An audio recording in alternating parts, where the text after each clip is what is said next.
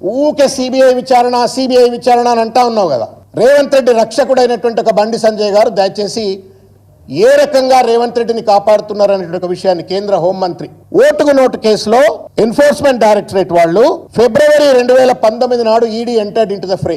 వేం నరేందర్ రెడ్డి గారు, రేవంత్ రెడ్డి గారు, ఉదయ్ సింహారెడ్డి గారు, ఇంకా ఎవరెవరో అందరి పేర్లు పెట్టి వాళ్ళు ఛార్జ్ షీట్ లో ఈ ఈడీ కేసులో ఇరికిచ్చినారు. ఏమైంది ఈ కేసు బండి సంజయ్ గారు?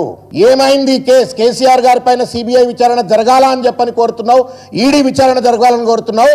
రేవంత్ రెడ్డి మీద ఆల్రెడీ ఈడీ విచారణ నమోదైంది. Charge sheet has been file.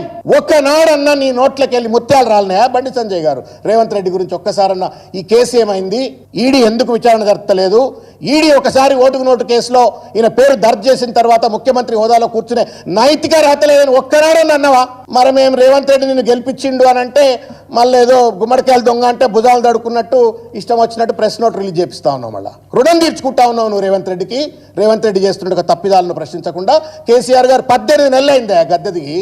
18 నెలలు సొల్లు పురాణం లెక్క ఇంకా కేసీఆర్ అని చెప్పని ఒక పక్కన రేవంత్ రెడ్డి రామకోటి రాస్తా ఉండే, ఒక పక్కన నువ్వు రాస్తా ఉన్నావు రామకోటి. మీకు దమ్ముంటే ఒక నిందితుడు అని చెప్పని ఈడీ పేర్కొంటున్నటువంటి ఒక రేవంత్ రెడ్డి పైన చర్యలు తీసుకోమని చెప్పని ఓటుకు నేటి కేసు పైన కూర్చో ఈడీ దగ్గర. ఒక్కసారి పోయినవాను, ఒక్కసారన్నా ఈడీ దగ్గర పోయినవా? ఒకటి